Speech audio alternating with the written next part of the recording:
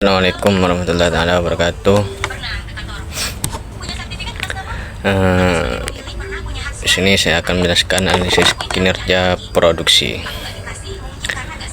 Analisis kinerja produksi adalah proses mengevaluasi efektivitas, efisiensi, dan kualitas dalam kegiatan produksi.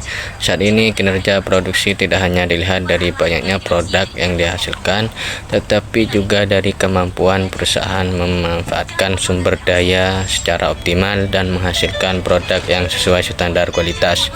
Oleh karena itu, perusahaan menggunakan Key Performance Indicator atau KPI untuk mengukur dan memantau kinerja produksi atau sistematis. Poin kedua yaitu KPI dalam manufaktur.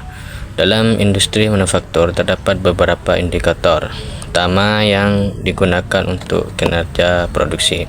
Pertama adalah produktivitas, yaitu perbandingan antara output dan input. Kedua adalah efisiensi operasional yang dapat diukur melalui OEE dan capacity utilization. Ketiga adalah waktu produksi atau cycle time.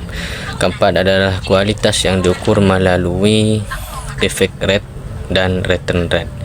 Terakhir adalah biaya produksi atau cost per unit.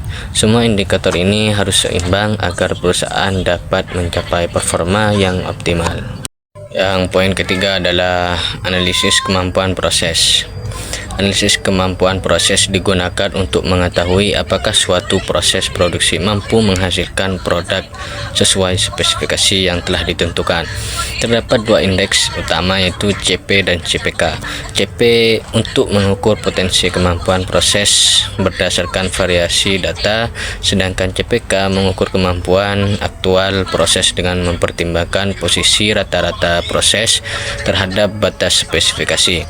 Semakin tinggi CP dan CPK, maka semakin baik kemampuan proses dalam menghasilkan produk yang berkualitas.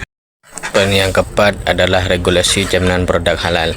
Dalam industri pangan di Indonesia, kualitas produk tidak hanya dinilai dari aspek fisik, tetapi juga dari kepatuhan terhadap regulasi halal. Saat ini, sertifikasi halal menjadi kewajiban hukum yang dikelola oleh PPJPH.